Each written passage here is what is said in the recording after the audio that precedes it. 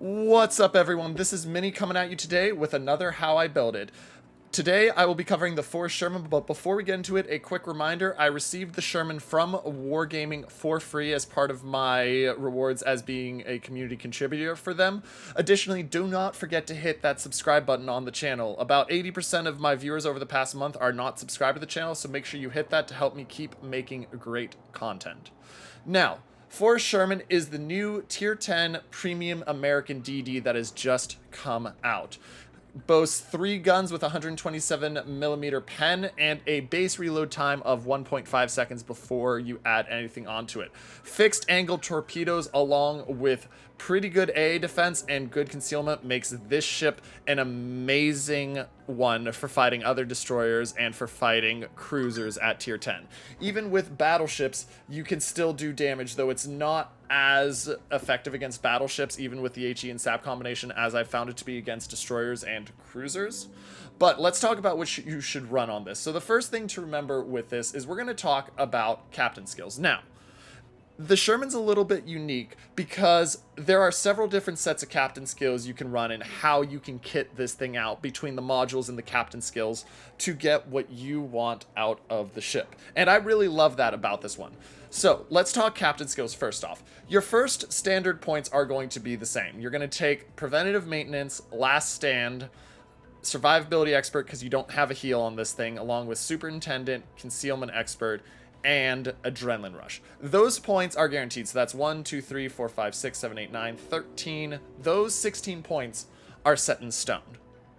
Where we get into the discussion of how you're going to set this is what are you going to do with your remaining 5 points. Now, for my build that I've been running and how I prefer to run it, I'm running main battery into AA expert, which gives me the increased shell explosion damage and 20% main battery firing range. This gets my range up to 15.1 kilometers in the ship, and I'm running grease the gears to get my traverse speed up. This puts my traverse speed at 4.5 seconds and my reload time at 1.3 seconds along with modules.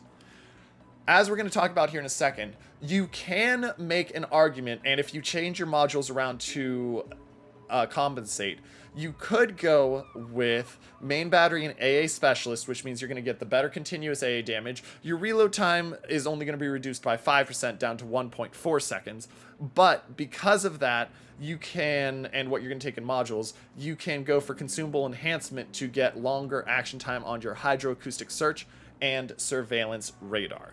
So those are really the 2 ways I would recommend. Either you run it with the main battery and AA expert, grease the gears, or you run it with the main battery AA specialist and consumables enhancement, and it depends what you do in modules. If you're going to run my build, and actually before we do that, I would say if you have Ovechkin would definitely be good to put on the ship because you get the extra HP increase for each ship tier, so that extra 400 health is really nice to have. I mean, in a destroyer, every hit point of health matters. Now, let's talk about the modules I'm taking. In slot 1, I am taking the standard main armaments modification. Only 3 guns, and with the fixed torpedo tubes, you want to make sure that all of your guns and torpedoes stay alive as long as possible and don't get incapped. In slot 2, I recommend taking hydroacoustic search modification 1. 20% longer action time on hydroacoustic search is really nice. It's really valuable. In slot 3, I also recommend taking smoke generator mod 1. Get that longer consumable action time. Sure, you lose out on smoke screen dispersion time, but with the longer action time, it's 1, more effective because you can drop yourself a longer train of smoke, and 2, it's more effective for your team play being able to drop that long train of smoke of American smoke. But you can make a case you're saying, I don't want to lose the 5% smoke screen dispersion time. If that's your choice, aiming systems modification 1 is your best bet in slot 3. In slot 4, I love taking prop mod. I know that some DD players like steering gears more. I like prop mod for speed juking and being able to slow down and speed up, especially when setting smoke.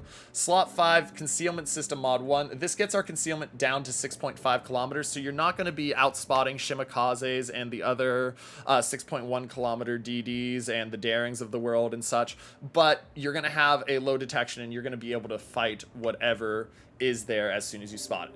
Now, slot 6 is where it depends on what modules you take, or captain skills. If you take my captain skills, I take the reload and suffer for the traverse speed increase because I've got grease the gears to balance that out, and the reload gets me down to 1.3. If you go with the other way, with the consumables enhancement to get the longer hydro and smoke, I would take actually gunfire control system to get your range out, because you want to get that range out farther than you can from base. Base is about 12.5. With a gunfire control system, you get it out to 14.5, and then obviously the 20% bonus gets me to 15.1. All told, with this plus flags on my smoke generator, I'm getting 44.8 seconds of action time and 123.5 seconds of dispersion, with a reload time of only 152 seconds, which means that we're looking at about 30 seconds where you're not able to be smoked from once your consumable wraps. Over in the hydroacoustic search, we're getting the 5-kilometer detection of ships for 132 seconds, and there's only 114-second reload time, which is really nice. And of course, you've got the DFFA, DAAF, or however you want to pronounce it, as well as a module. Now, let's talk exterior and what you should be putting on this ship. First off, camo. No reason to take anything other than the standard camo. It looks good in both its original and its alternate. I think that the steel looks better, but you do you. In signals, here's what I like to run. So, ones that are up to you, I mean, I think India X-Ray as well as Victor Lima are very worthwhile for getting the extra HE chance. You're going to be using sap a lot, but getting that burn chance is very nice. This does bump your burn up to 10%, by the way. Flooding chance, that one you don't need as much. It's worth considering because your torps are still fun, even though they only do fixed damage. I mean, you've got 16.5 kilometer range and 17,900 max damage, so it's not the worst thing. I do absolutely recommend you take the reload time of ship's consumables along with ship speed. This gets our speed up to, by the way, we get up to a 35.6 knot speed with this, which is hilarious and amazing. Other than that, detonation flags are always worth taking, and then you want to make sure you take the Sierra Bravo because that's a 2-for-1 for you. Get the longer hydroacoustic search and the quicker reload of your defensive AA fire, and then make sure you take the X-ray pop-out for the longer smoke generator. For economic flags, I would take all of these economic flags. Special flags, you can run them, but remember, tier 10 freemiums are not as valuable as tier 10 or tier 9 premiums in terms of credit and XP generation. And then finally, if you have any flags that make it worthwhile to put on because they give you bonuses, put those on. Otherwise, fly what you want. Anyway, ladies and gentlemen, I hope that helps you. I hope you enjoy your Forrest Sherman. This ship is amazing. I love, love, love it. Don't forget to hit that subscribe button, make sure to like the video, and leave me a comment telling me what you're most excited about or the coolest play you've done in a Sherman. But as always, this is Minnie, signing off.